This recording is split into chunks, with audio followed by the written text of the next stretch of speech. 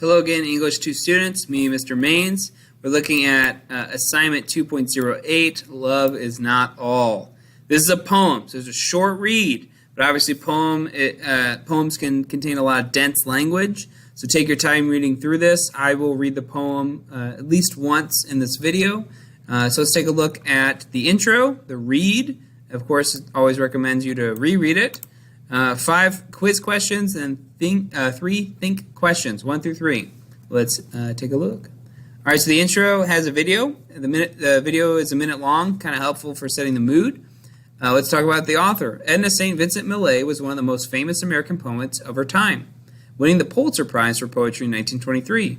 Millay's unconventional and bohemian lifestyle was representative of the liberated modern woman of the jazz era, and her frank commentary on taboo topics like feminism and sexuality earned her fans and critics alike. She was well known for dramatic and captivating live readings of her work. In Love is Not All, Nillay contemplates the importance of love.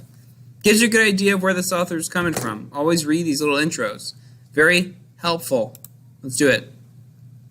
All right, love is not all. It is not meat nor drink, nor slumber, nor a roof against the rain, nor yet a floating spar to men that sink.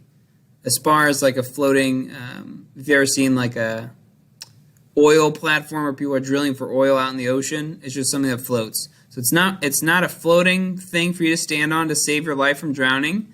To men that sink and rise and sink and rise and sink again. Love cannot fill the thickened lung with breath, nor clean the blood, nor set the fractured bone.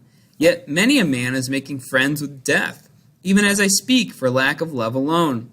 It well may be that in a difficult hour, pinned down by pain and moaning for release, or nagged by what past resolution's power, I might be driven to sell your love for peace, or trade the memory of this night for food.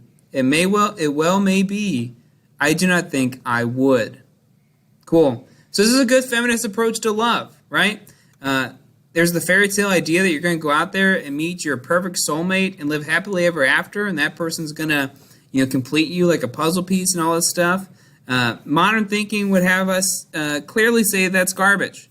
There's not a soulmate out there for you. There's multiple people that you could fall in love with and have a great life with if you chose to be lifelong monogamous partners with that person. But that doesn't mean that you wouldn't be happy with somebody else if you got to redo your life. But that doesn't mean that once you commit that you go back on that commitment. You just might want to commit to somebody and know that you have to choose to love that person, right? That's kind of what she's saying here a little bit. But I don't want to put too many thoughts in your head. Maybe the poem is speaking to you a little bit differently. I don't want you guys to slip up on spar. That's why I gave you that word. You can always just Google it, floating spar, figure it out. But don't forget quiz questions, 5 of them. So according to the speaker, what is mainly the thing that love cannot do? Easy one. What is most likely suggested by the lines below, 7 through 8? And many a man is making friends with death, even as I speak, for lack of love alone.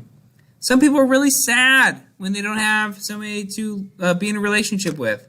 It's true of teenagers, it's true of 20-somethings, it's true of 30-somethings, it's true for humans.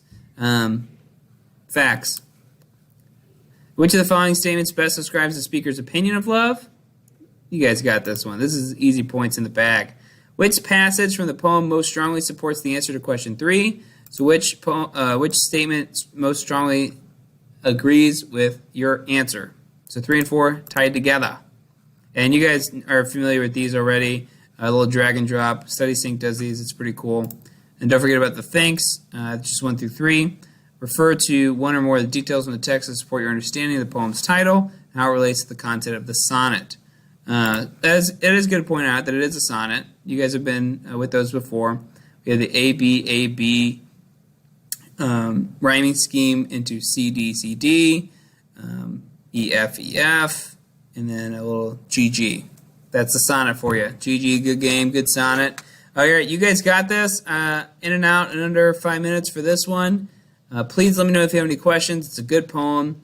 It should lead to really good scores for you guys on this assignment. Also, good assignment to pull some quotes from for your culminating project. Don't forget about that. Good luck, guys.